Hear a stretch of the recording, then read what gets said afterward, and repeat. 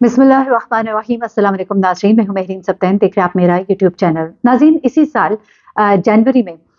नेपाल के पोखरा एयरपोर्ट के करीब गिरकर तबाह होने वाला तैयारा, इसकी मुमकिना वजूहात क्या थी, इसकी पूरी तफसीली रिपोर्ट, बड़ी हैरानकुन रिपोर्ट जो है वो सामने आई है। कुछ यानी शाहिदीन ने भी कुछ बातें जो है वो शेयर की हैं, उसको भी इस रिपोर्ट में शामिल किया गया है। कहा जा रहा है कि गुज़िश्ता 30 बरसों में तारीख का सबसे बदतरीन ये हादसा था। और इस पर हुकूमत ने बाकायदा तौर पर एक बनाया था, तहकीकात के लिए एक तफ्तीशकारों को इस पर लगाया था। और 72 अफराद इसमें जो है हलाक हुए थे। और अब जो रिपोर्ट है उसमें जो इंकिशाफात हुए हैं वो मैं अब आपके सामने रख देती हूँ। आपको याद होगा अंजू नामी को पायलट जो है, इनके बारे में मैंने आपके साथ स्टोरी भी शेयर की थी, जो कि इसी तैयारे में सवार थी। और अंजू की कहानी मैंने जब आपके साथ शेयर की थी तो मैंने आपको बताया था कि किस तरह से इससे पहले उनके शौहर जो हैं वो भी एक इसी तरह से तैयारा हादसा में जाँ बहक हो चुके थे। और ये जो है अपने शौहर की याद में उन्होंने बाकायदा जो है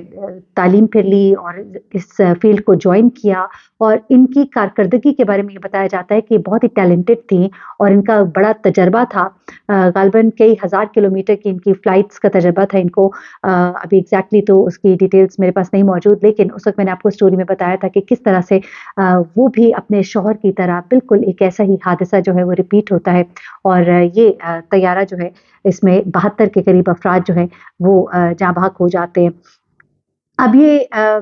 तैयारा जो है, इसकी सोशल मीडिया पर वीडियो भी बहुत ज़्यादा वायरल हुई थी, जहाँ देखा जाता है कि तैयारा एक गुंजान आबाद इलाके पर निचली परवाज़ करता है और करते-करते अचानक ही नीचे गिरता हुआ नज़र आता है। फिर इस पे एक 5 रुकनी कमीशन जो है वो तश्कील दिया गया था। और नेपाल के जो वज़ीर-ए-आज़म हैं, उन्होंने मीटिंग में मुल्क के तमाम हवाई जहाज़ों के जो टेक्निकल जाँच-पड़ताल जानते हैं, उनकी ज़िम्मेदारी लगाई थी, सिविल एविएशन अथॉरिटी की ज़िम्मेदारी लगाई थी। और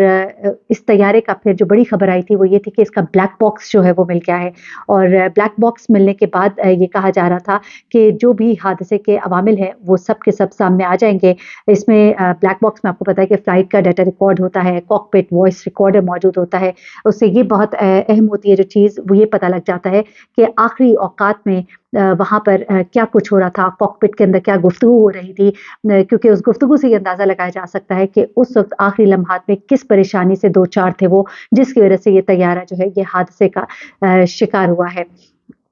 अब ज़रा मैं आपके साथ शेयर करती हूँ कि इस कॉकपिट सॉरी, ये जो ब्लैक बॉक्स मिला है, इस ब्लैक बॉक्स की जो रिपोर्ट है वो क्या कुछ बता रही है कि दरअसल इस तैयारे के साथ आखिरी लम्हात में क्या कुछ हुआ था। अब इस रिपोर्ट के अंदर जो एक बड़ी हैरानकुन चीज़ है, वो बिजली काट देने के हवाले से है, जो कि बड़ी ही तशवीशनाक एक सूरत हाल है कि ऐसा कैसे हो सकता है, क्योंकि इस जहाज़ को उड़ाने वाले लोग जो है वो बड़े ही काबिल थे। इसमें ये कहा जा रहा है कि तैयारे को इंजन के जोर पर मिलने वाली कुव्वत को नुकसान पहुंचा था। यानी कि जो इंजन था, उसे जो कुव्वत पहुंचनी होती है उसको नुकसान पहुंचा था। और ये नुकसान किस तरह से पहुंचा हो सकता है, तो ये कहा जा रहा है कि जहाज को एक हवा के दबाव का सामना था, नंबर वन। दूसरी बात, इंजन की बिजली जो है वो मुनक़ता हुई थी, लेकिन मुनक़ता हुई नहीं थी, मुनक़ता की गई थी। यानी कि इंजन को जो बिजली फराहम की जा रही थी, वो बिजली डिस्कनेक्ट हो गई नहीं थी, डिस्कनेक्ट की गई थी।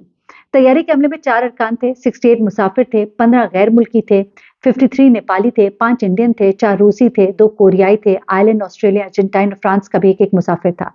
इस तैयारे में हादसे में तबाह होने वाले तैयारे को की ये परवाज़ तीसरी परवाज़ थी। और ये तैयारा जो है पोखरा हवाई अड्डे से सिर्फ 1.5 किलोमीटर के फासले पर था और सिटी नदी की घाटी में गिरकर ये तबाह हो गया था। अब फ़ज़ाई हादसे का जो तहकीकाती पैनल है, उसके एक रुकन एरोनॉटिकल इंजीनियर ने खबरसां इदारे को बताया है, राउटर को, कि इसकी रफ्तार की वजह से तैयारे ने ज़मीन से टकराने से पहले 49 सेकंड तक परवाज़ की है। उन्होंने कहा कि मुमकिना तौर पर ये लगता है कि पायलट्स ने फ्लैप लिवर को मुंतखब करने के बजाय कंडीशन लिवर, जो पावर को कंट्रोल करती है, को फेदरिंग पोजीशन में रखा था। यानी कि ये गलती हुई थी जिसमें उन्होंने पोजीशन जो है उसको गलत किया था। इसकी वजह से इंजन बिना ताकत पैदा किए चलता है और जोर पैदा नहीं करता है। यानी कि ये जो हरकत या जो अमल किया गया था उसकी वजह से इंजन जो है वो ताकत पैदा किए बगैर चलता है और जोर पैदा नहीं करता है, जबकि जोर की जरूरत होती है फ्लाइट में। गलती से रिपोर्ट में ये कहा गया है कि जहाज के दोनों इंजन के बिना कुव्वत पैदा किए जाने की वजह से یہ مسئلہ جو ہے یہ پیدا ہوا اور اس کو ہینڈل نہیں کیا جا سکا۔ اس رپورٹ میں فضائی عملے یعنی پائلٹس کی مناسب ٹیکنیکل اور مہارت کی بنیاد پر تربیت کی کمی، کام کا زیادہ بوجھ، تناؤ اور معیاری آپریٹنگ طریقہ کار کی عدم تعمیل کو بھی حادثے کے عوامل کے طور پر درج کیا گیا ہے، جبکہ ہمیں انیشلی یہ بتایا گیا تھا کہ پائلٹ اور کو پائلٹ جو ہیں وہ بڑے تجربہ کار ہیں اور ان کا ایک بڑا وسیع تجربہ بھی ہے، لیکن اب یہاں پہ یہ کہا جا رہا ہے کہ ان کے اوپر کام کا زیادہ بوجھ بھی تھا، جس کی وجہ سے انہوں نے اپنا ایک جو انہوں نے عمل کرنا تھا اسے انہوں نے غلط طریقے سے انجام دیا، جس کی وجہ سے یہ حادثے کا شکار ہوا، ورنہ جہاز کے اندر کوئی ایسا ٹیکنیکل فالٹ نہیں تھا۔ رپورٹ میں یہ کہا گیا ہے کہ طیارے کی مناسب دیکھ بھال کی گئی تھی، اس میں کوئی خرابی نہیں تھی، ٹیکنیکل مسئلہ بھی نہیں تھا، کاکپٹ کا عملہ نیپال کی سول ایویشن اتھارٹی کے قواعد و ضوابط کے مطابق قابل اور اہل تھا۔ اب اس حادثے میں بہت سے لوگوں کو شامل کیا گیا ہے، امریکہ، کینیڈا، فرانس اور سنگاپور کے تفتیش کار بھی اس میں شامل ہوئے ہیں، ان کا بھی یہی کہنا ہے کہ ایسا لگتا ہے کہ یہ اس وقت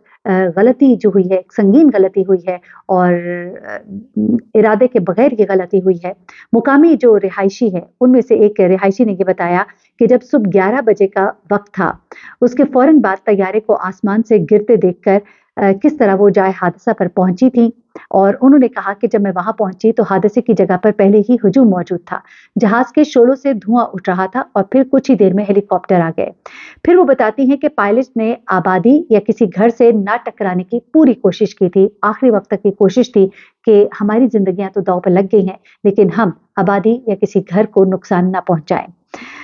اچھا، یورپی یونین نے حفاظتی خدشات کے پیش نظر گزشتہ ایک دہائی سے نیپالی ایئر لائنز پر اپنی فضائی حدود میں پابندی بھی لگا رکھی ہے، یعنی کہ نیپالین ایئر لائن جو ہے ان کے اوپر فضائی حدود میں پابندی لگی بھی ہے یورپی یونین کی جانب سے۔ نیپال کے جو دور دراز ہوائی اڈوں اور موسم کی اچانک تبدیلیوں کی وجہ سے پیدا ہونے والے خطرناک حالات کی وجہ سے فضائی حادثات غیر معمولی بات نہیں ہے۔ اب گزشتہ مئی یٹی ایئر لائنز کی جو ایک پرواز تھی وہ پہاڑ سے ٹکرا کر تباہ ہوئی تھی، جس میں 22 مسافر اور عملہ ہلاک ہوا تھا، یعنی کہ اس رپورٹ کے اندر یہ بتایا جا رہا ہے کہ طیارہ تو درست تھا، طیارے میں کوئی ٹیکنیکل فالٹ نہیں تھی، لیکن عملے کی کوتاہی کی وجہ سے یہ سب کچھ جو ہے ہوا، جبکہ کم عملہ ان کا یہ کہنا ہے کہ تربیت یافتہ تھا، لیکن شاید جتنی تربیت ضرورت تھی وہ نہیں تھی۔ دوسری بات یہ کہ کام کے دباؤ کی وجہ سے ان سے یہ غلطی ہوئی، جبکہ اپنی اس خفت کو مٹانے کے لیے نیپالی حکومت کی طرف سے یہ کوشش بھی کی جا رہی ہے کہ اس حادثے کو عملے کے اوپر ڈالا جائے، کیونکہ پہلے ہی ان کے طیاروں کے اوپر پابندی ہے، یورپی ایئر لائنز یورپی جو ممالک ہیں ان کی طرف سے، یورپی یونین کی طرف سے ان کے اوپر پابندی ہے، تو یہ نہ ہو کہ پابندی اور سخت ہو جائے، ان کے لیے مشکلات ہوں۔ تو یہ کہا جا رہا ہے کہ وہاں کا موسم بھی کچھ ایسا ہے جس کی وجہ سے اس طرح کے حادثات ہوتے رہتے ہیں، لیکن اس تمام تر تفتیش کے اندر مختلف ممالک سے تجربہ رکھنے والے لوگ جو ہیں وہ بھی شامل تھے۔